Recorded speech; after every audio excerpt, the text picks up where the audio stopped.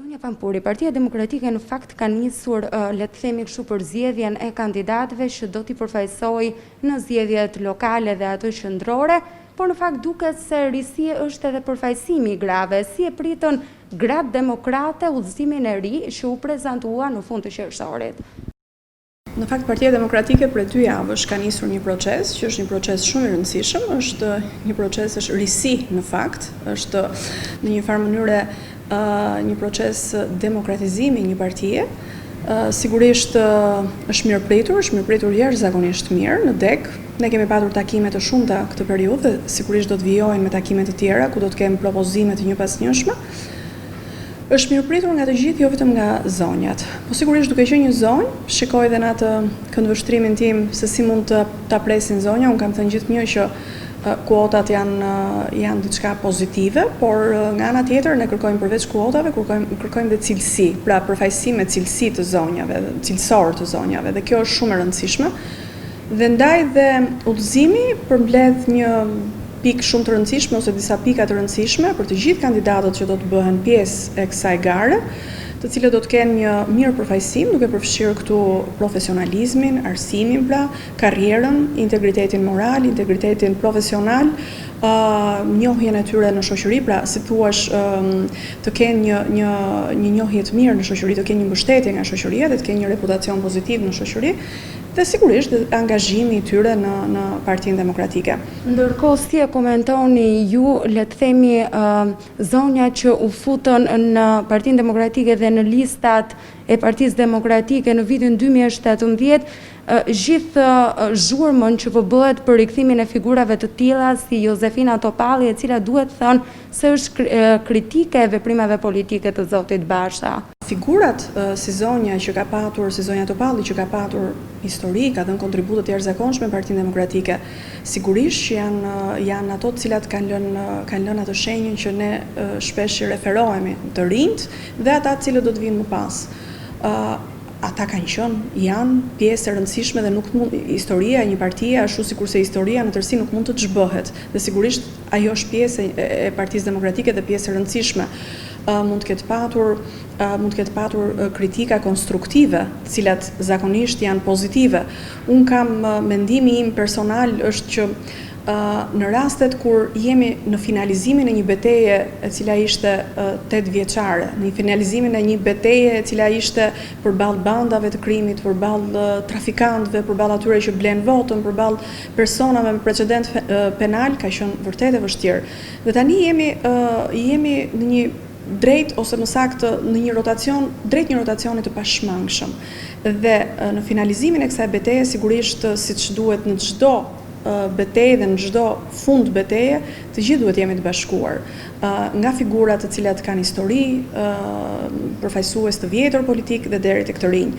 Unë jam për të qenë të gjithë bashkë, por nuk jam për t'i ndarë të vjetër dhe të rinj. Në çdo parti, sidomos kur ajo është demokratike, kur ajo karakterizohet nga fjala e lirë, nga mendimi i lirë, çdo parti duhet mbështes figurat e reja, çdo parti duhet mbështes personazhet e rinj që përfshihen, sepse tek e fundit qarkullimi i elitave është i domosdoshëm.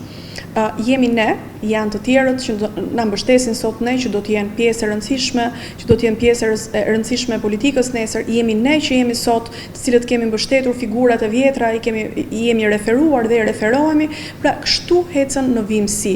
Ka zëra në fakt se udhëzimi i ri i Partisë Demokratike është thjesht një farsë dhe se kryedemokrati Basha i ka të paracaktuara listat emra mes të cilëve në fakt jeni edhe ju, pra sipas këtyre zërave. Si do e komentonit ju?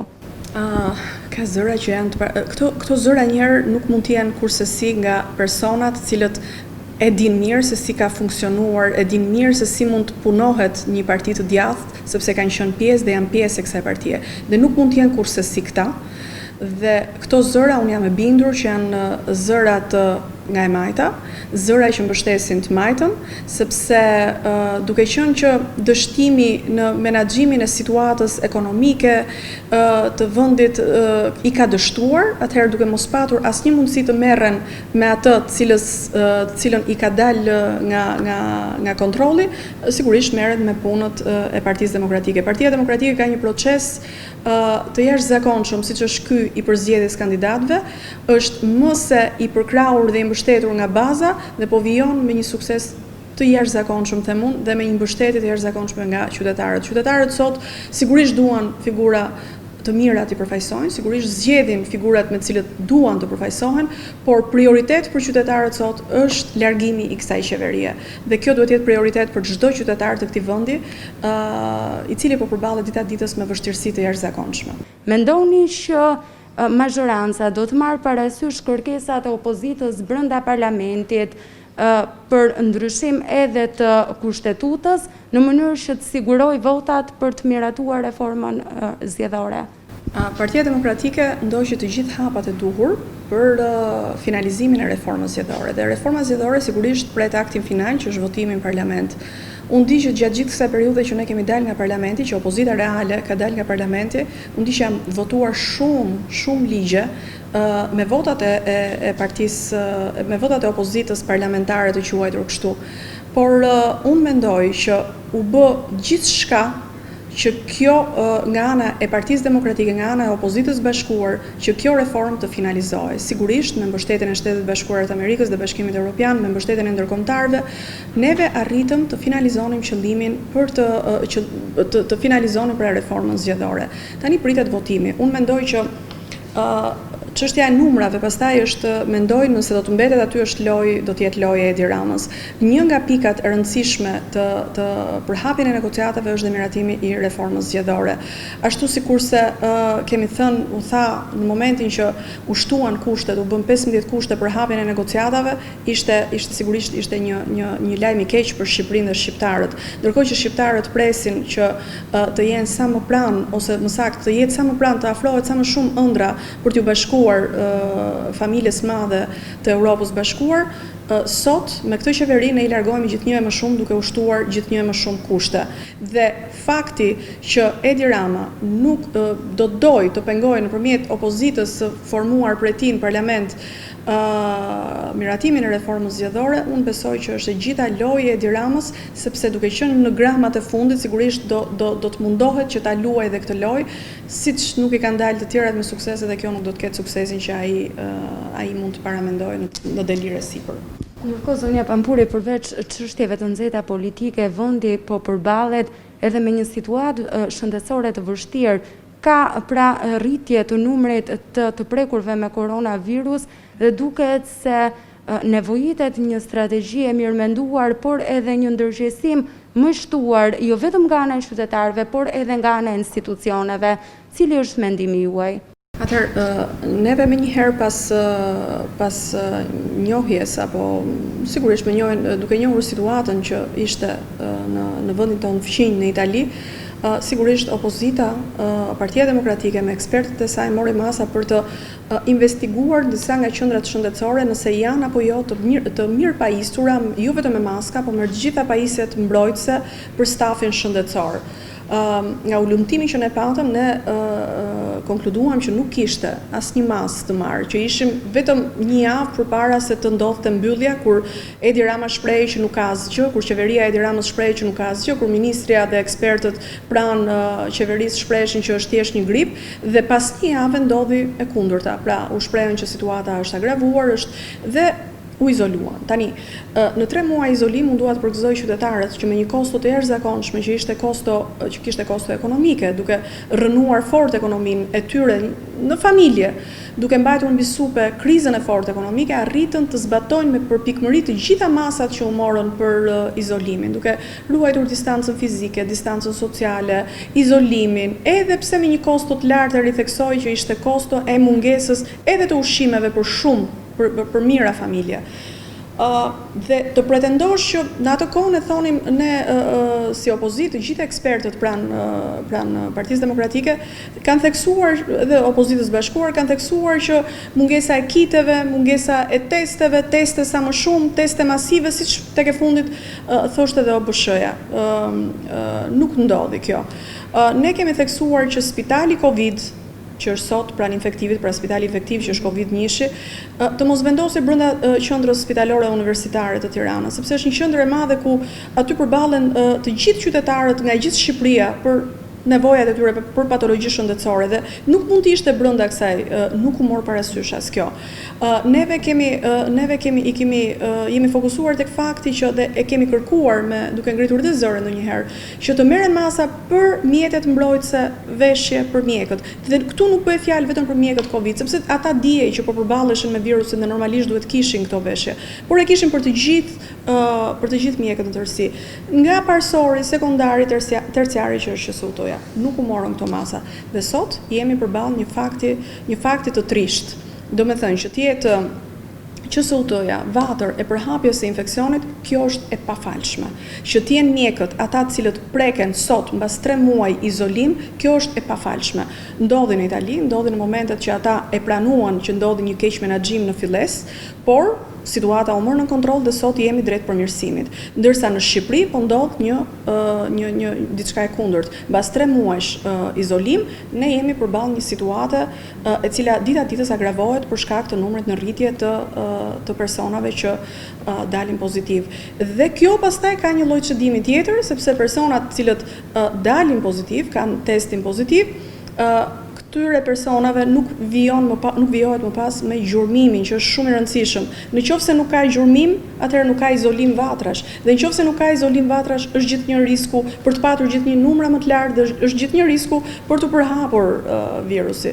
Kështu që ne nuk po punojmë për ta izoluar, për të izoluar vatrat dhe për të izoluar, për të paksuar numrin. Ne thjesht po bëjmë show. Dhe të bësh propagandë me shëndetjen e qytetarëve, të them të drejtën është e pafalshme, për të mos thënë më shumë, por është e pafalshme. Opozita e bashkuar ka bërë propozimet e saj gjatë 3 muajve, ka bërë propozimet e saj si në aspektin ekonomik për mbështetjen ekonomike të qytetarëve të cilët kishin krizë ekonomike gjatë kësaj periudhe, u përballën me krizën ekonomike, edhe për përballimin e gjendjes shëndetësore, edhe për përballimin e situatës për shkak të Covidit.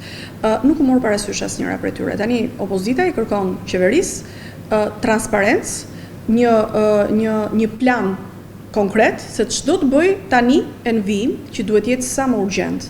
Kjo është ajo që duhet bëj qeveria sot. Opozita i ka stërthën duke ngritur dhe zërin dhe nuk është marrë parasysh asnjë. Fakti që jemi sot këtu është për shkak se çdo gjë e thënë nga opozita është nënqeshur dhe është nënvlerësuar. Dhe ndaj ne sot jemi përballë një situate që të them është kritike, se ti është mbas izolimit me raste më të larta, dita ditës duke u rritur rastet dhe them prap që këto raste nuk janë reale, sepse për sa kohë nuk ka gjurmim, ne nuk mund të themi që kjo kurbë që me të cilën ne prezantohemi sot është kurba reale. Në momentet që nuk ka gjurmim, kemi vetëm rastet e pikasura, jo gjurmimin e këtyre rasteve. Kështu që ndërkohë zonja Pampuri, një mendim tuaj ndodoja edhe për një nga le themi ngjarjet më shokuese të ditëve të fundit që ka qenë edhe vetflijimi i një gruaje dhe vajzës së saj për hir mbase të besimit, por që këtë nuk mund ta themi me siguri. Cili është mendimi juaj? Pse ka ardhur, pse kemi shkuar si shoqëri deri në këtë ngjarje? Është një ngjarje me thënë të drejtën që më ka lënë një shije aq të keqe sa edhe sot që diskutojmë bashkë, sinqerisht ndjehem jo i ndinjuar, po një lloj trishtimi që nuk arri dot ta perceptoj se si mund të ndodhin ngjarje të tilla, të cilat mund të shikosh mirëfillin në një film horror tek i cili mund të ndrosh kanal, përsërisë do të thonë aq e rëndë është. Është një ngjarje të cilën unë nuk dua t'ja mvesh asnjë lloj fakti të tillë, jam besoj personi i fundit që mund të flas, janë ekspert të tjerë të teologjisë ata që mund ta lidhin me këtë, por megjithatë unë do ta shpjegoja në aspektin psikologjik.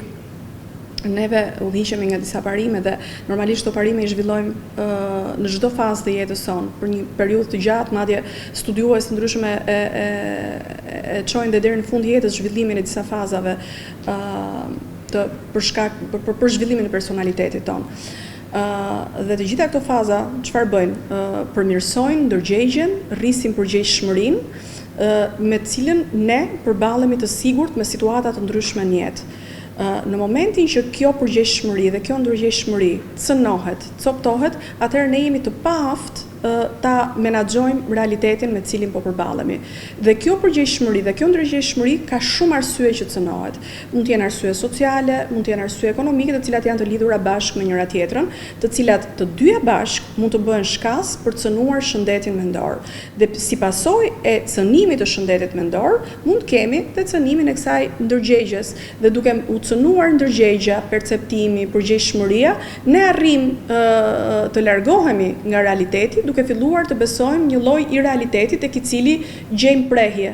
Dhe kjo është, besoj, një nga arsyet që dy vajzat, zonja dhe vajza e ndjer, dhe të cilat arritën një akt tragjik, pra duke humbur besimin te realiteti, duke patur sigurisht të nxitura nga faktorë të ndryshëm të jashtëm, i është cënuar shëndeti mendor për shkak një, nuk mund ta themi tani cila mund të ketë qenë patologjia që mund të kem patur, janë larguar nga i realitet dhe kanë filluar të besojnë verbrisht në një botë tjetër ireale, e cila i tërhoqi drejt një akti fatal. Por ajo që unë dua të them është fakti që ne jemi ende një shoqëri që nuk reagojmë, jemi ende një shoqëri që jemi apatike, përveç shoqërisë dhe të afërmit.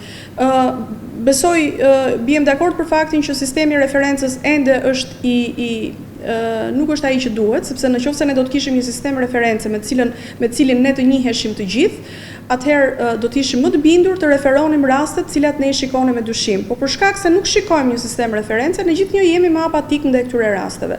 Sepse qoftë fëmijë, qoftë i afërt, në momentin që tërhiqet, ka një tërheqje sociale, në momentin që fillon nuk kërkon, nuk shoqërohet, fillon mbyllet në vetvete, fillon bën sjellje jo të zakonta për të, ne duhet jemi të parët që duhet ndezim sinjalin e alarmit dhe ta referojmë atje ku duhet, me qëllim për të parandaluar akte të tilla tragjike. Zonja Pampuri, faleminderit. Faleminderit juve, është kënaqësi.